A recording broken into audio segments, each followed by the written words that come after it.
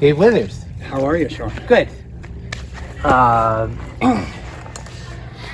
We don't really know each other, No. but like I catch your eye sometimes, and I think I like that guy. Good. Yeah. You too. Yeah. Your name has been mentioned in other conversations with other staff here. When did you start?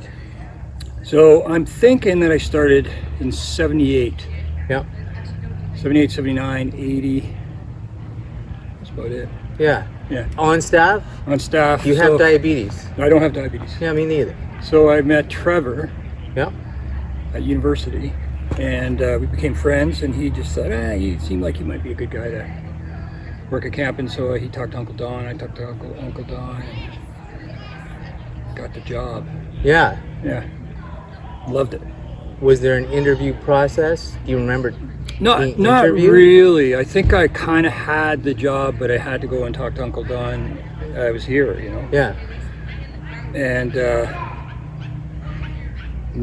it was just he seemed to like me enough, and Yeah. it was kind of strange because I would never have. I didn't go to camps. you Yeah, know? me neither. Yeah. So it was a whole new thing, and I just thought, a bit of an adventure and whatever. I had no idea that I'd fall in love with it. It's just, Yeah. I would say it's the best job I ever had. Yeah. It's the worst paying job I ever had. What roles did you take on here? I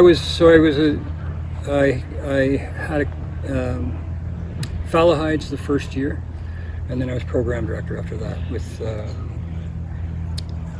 Linda Yeah. Phillips, and we co-shared it. I was program director, and that's a job that ruins every other job. I know, it's For an you, awesome right? job. So good, so great. Yeah. I loved everything about it. It was really good. I loved working with Linda.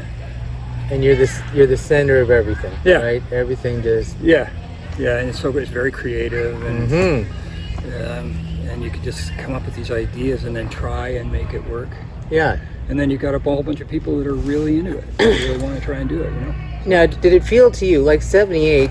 The camp was only 7 years old. Mm. Did it feel to you at the time that I'm at like a brand new camp here? I'm in No, the I didn't early days of what I didn't know this the is. difference. I really didn't know the Yeah. difference. It felt like it'd been running forever. Yeah. And so, Do you think that was just because of Uncle Don, or? yeah, I really think Uncle Don Uncle Don, it's like somebody was saying earlier today, he's an astounding leader, you know, he's really, really great. And knew what he was looking for without, like, I never got this sort of, your directive is to do this. It was never like that, right? Mm-hmm. He's just kind of a guy you respect, a guy that respects you back. And he had a sense of the people here, like, he knew, he could read you enough, you know, and he just thought, yeah, I think I can trust this guy to do this. And he was the heart of this place. Mm-hmm. I think he and his family kind of raised us all a little bit, you know. Mm-hmm. He's a great guy. He's an interesting guy. And so, like, who did you hang out with when you were on staff here? Like, Well, Trevor, yeah, Mike. I was with Mike Bruce a lot, and Pete, yeah, Dave Bolt, mm-hmm. Gary Bolt, Kay Hustwit. Now you're mentioning some people here who are not with us. Yeah, Kay's gone now. She died in 2019. Dave Bolt, just before that. I can't remember the date. Yeah. Are you still chummy with Oh yeah. camp people, or is it just like a social media thing? No. I'm Yeah. good friends with everybody. It's just lifelong, you know. Even the ones you don't see, I'm still really good friends with them. But I see Mike a lot. Pete lives out west, so I don't see him as much. Trevor I see fairly often.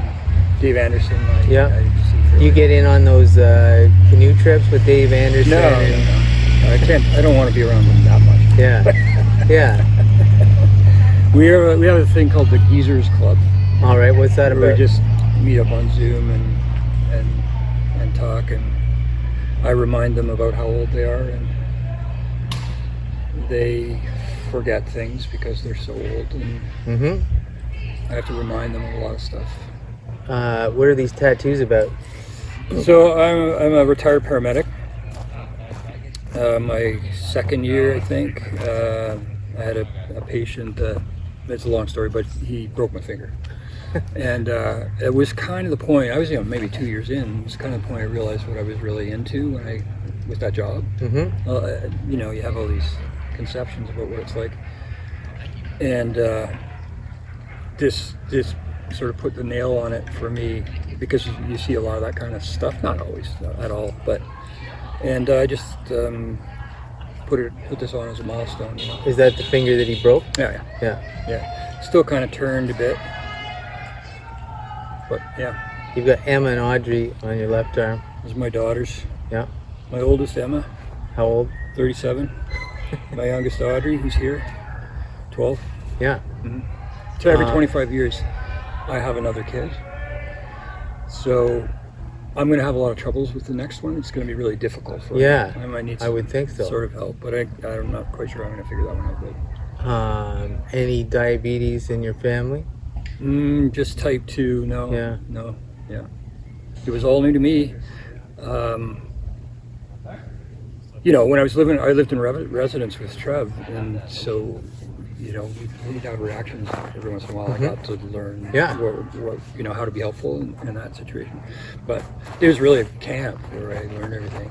I'm sure you did this. I did all the around the world award and all that kind of stuff, doing these, injecting saline just to help the kids. Yeah. What was that about? I don't know. And the doctors would just hand you like a little scrap of paper, and you try to read the writing on it, and you're pulling up kids' insulin and giving it to Yeah, that's right. Yeah. kids. Yeah. It's crazy. I don't even remember washing my hands before. That's right. That's right. Now you mention it, I don't remember it either. Yeah. So the alumni weekend here is over. What was your favorite part of this? I know you're going to say the people or whatever, but let's start with an actual event or something that happened. Well, I really liked just this last thing, the closing. The chapel. Yeah, that was the thing. best. That was the best part. It was really good. And I, when they even at the right at the beginning, they started coming down the hill and they're singing, and I thought, oh, yeah, this is I'm going to be weeping through this whole thing. And I was, and then I look around, everybody else was, and kept going. And then Marta, when Marta told her story, boy, did that get me too, and just kept going from there. The warm fuzzy story got you? Yeah, it got me. Like she cut out like 30 minutes. I know she did. Because the witch tells them they're going to run out of warm fuzzies, and so the town stops giving out warm fuzzies. Yeah. I think Marna. Maybe somebody told her. No, I don't think so. I think she would have just kept going. Self-edited? I think she just was. She was feeling pretty emotional too. I think, and she just put her own brakes on there. Did you overlap with Marna Morgan? Yeah. She was a CIT, camper CIT. I think she was a CIT when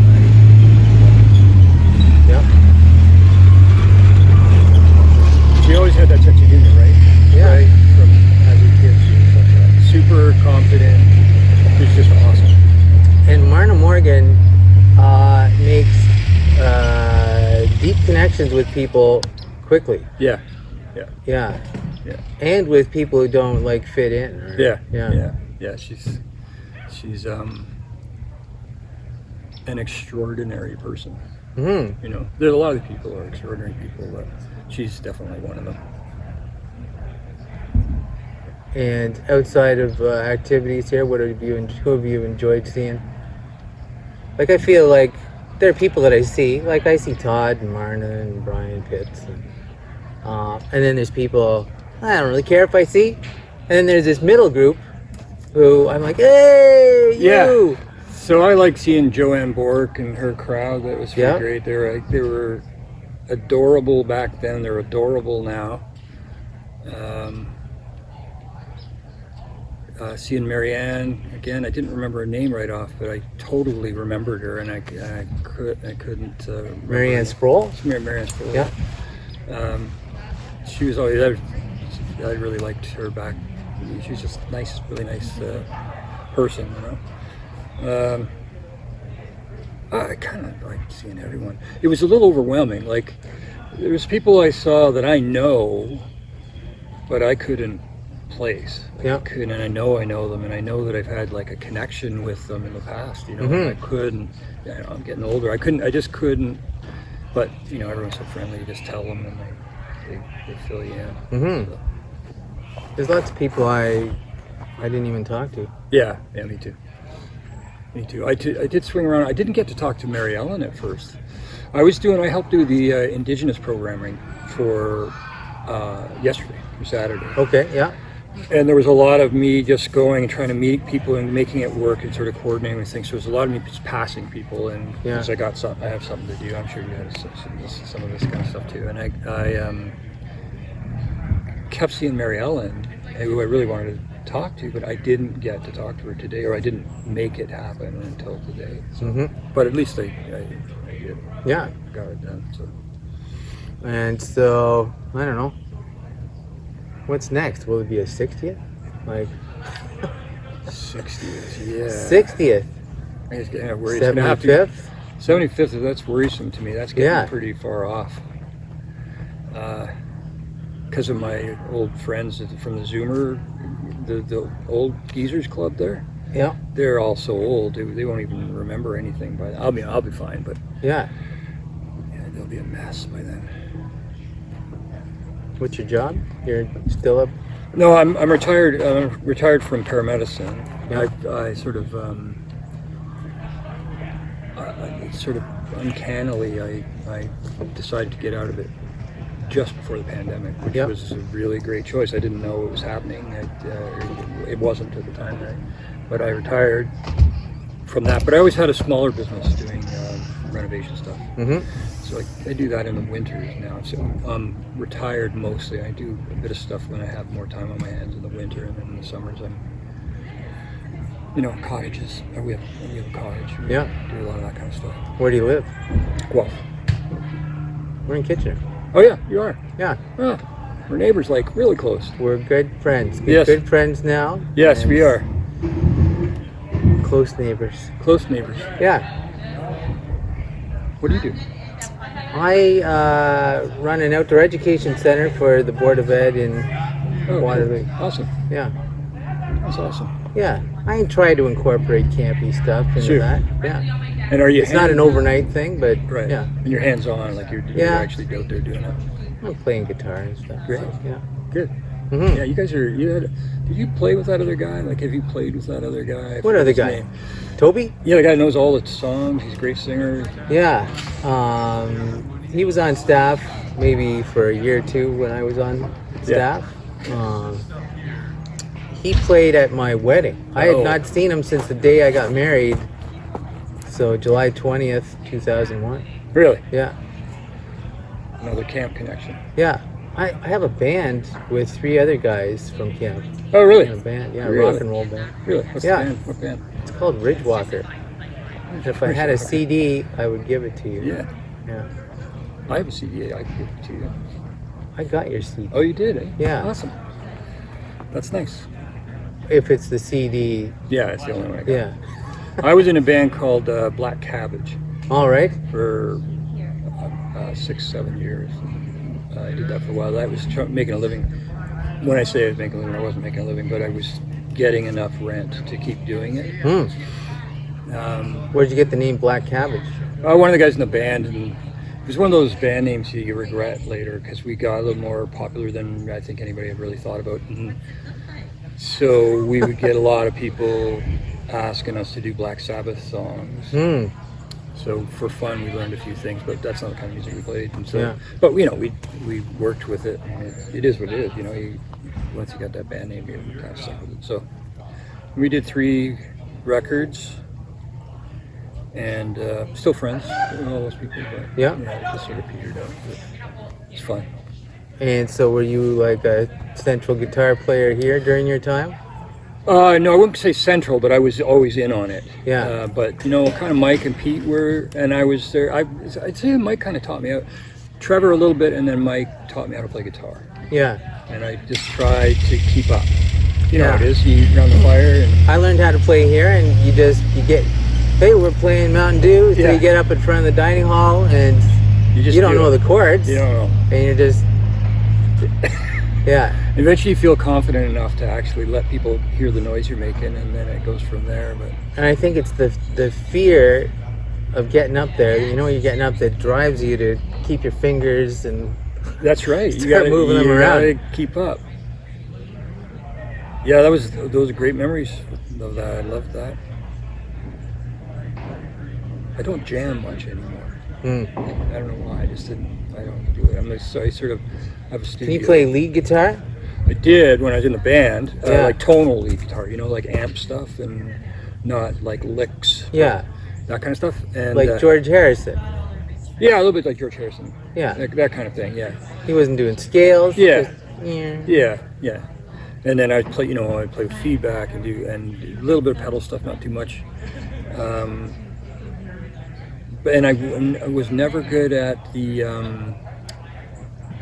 campfires. The memory, I didn't have the memory for the campfire songs, so I'd learn them and then I'd forget them. And I'd have to relearn them and I'd forget them. And now I come here and I don't remember anything at all. And also, I find it a bit like you think last night there was 10 guitars going. I feel like it's adding to the clatter a little bit. So I just enjoyed trying to sing because the singing is really fun too. Yeah. I really enjoy that, and I remember the words for the most part. I remember most of the words. It was awesome. Yeah, That was fun last night. yeah, Till I just petered out. I had nothing left. yeah. I'm petered out. Yeah. Mm-hmm. Yeah. I feel a bit. I was like, my legs were sore, and I was just felt really old. at the I've end been of the day. sleeping in the swamp Yeah. in the top bunk. Really? Yeah, Really? and I'm something that's been keeping me up is just fear of rolling over and out Yeah. because it's narrow and there's no railing or No. anything. Do you remember the sound of kids falling off the top bunk in a cabin? Yeah. And you're not as malleable at our age now.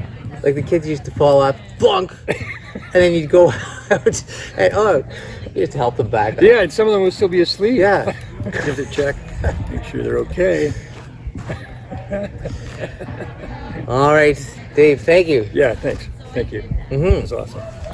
Now this is your camera, so right. it's your phone, so you'll Okay. have to be in touch with me. So I'm sending that to you? Yeah, Yeah, okay. it'll be part of a series. It'll be like a podcast or just, something. It'll be a podcast.